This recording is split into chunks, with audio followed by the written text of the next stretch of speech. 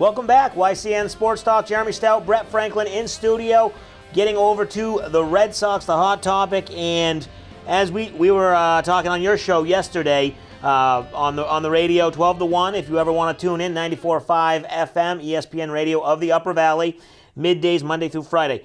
The Celtics covering up for this Red Sox team, so to speak. Yes. You mentioned it, that they're just not playing well. They do sweep St. Louis in an abbreviated 2-game series last week and then lose 3 out of 4 to Oakland. If it wasn't for this Celtics team, they would be getting a lot of heat. Well, the Celtics team is probably going to be over soon. What do the Red Sox need to do? Good win last night. Porcello pitched decent, I guess. Yeah. You're not smiling. You're still not pleased. They win a game. Come on. They get a win, and now they've put back-to-back wins together, which seems like even though it was against St. Louis, it seems so far ago. Right, it does. I just feel like right now the Red Sox are just keeping their head above the water right now, and there just seems to be no real answer for, last night the bats finally come through. They put up 11 runs, which this offense has been very much inconsistent all season long. The Rangers are a good team, and they may need to cool off here, but 6-game homestand at home. You got the Mariners coming in for 3. They're banged up here.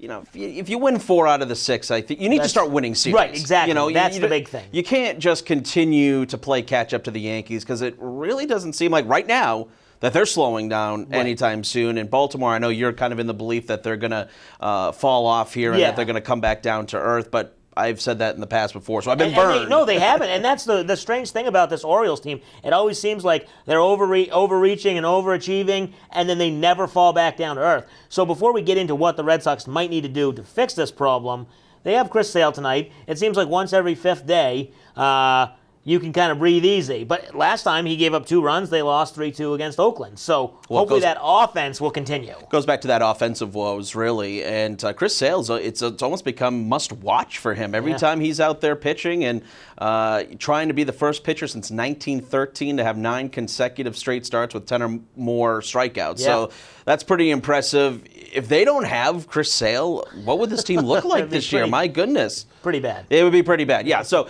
I think with this Red Sox team that, everyone's saying, well, just wait until these players get healthy. Just wait until everybody comes back. We don't know if these guys are coming back. And now, David Price apparently going to make a start here before Memorial Day or on Memorial Day weekend. I really don't know what you're going to get with him. So there's a lot of holes this team needs to fill. Okay, so 2 of the holes we can address now. We talked about it a little bit last week and in the previous shows. First, third base, or starting pitching. What is the biggest move that they need to make, that they might make? Obviously, some scouts at the Chicago White Sox games, Jose Quintana and Todd Frazier, third base and first and pitcher. Do they make a move? Should they make a move? We don't want to overreact and bail out too early on this team, because if Price does come back, but that third base seems like a black hole. Well, it really comes down to what this team feels like the landscape of the American League is. If you feel like you can win now and you're willing to invest in that, that's fine. You don't have a lot of pieces left to give up down in the minors.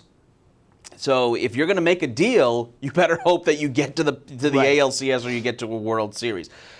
For me, I think right now you just try and wait it out. Todd Frazier, I know you're not really on that bandwagon, and I'm kind of a little bit hesitant on that as well.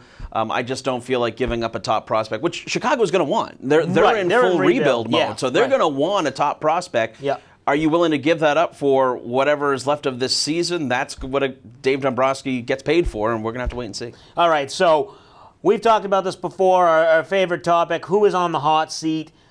John Farrell obviously needs to perform, but it seems like he's doing everything correct this year, and it's just really not working out. But Dombrowski, I don't think he'll get fired, but his moves have been questionable. Are either of them on the hot seat both now or in the immediate future? Farrell would be first. Yeah, it's always the manager first, right, and I don't think he's Dave Dombrowski's guy as we've shown. So if there's going to be a scapegoat, it's going to be John Farrell, and you know how I feel. I just don't think he's a very good in-game manager. There was a report out this week that a lot of people don't believe in. A lot of players don't believe in him in the clubhouse.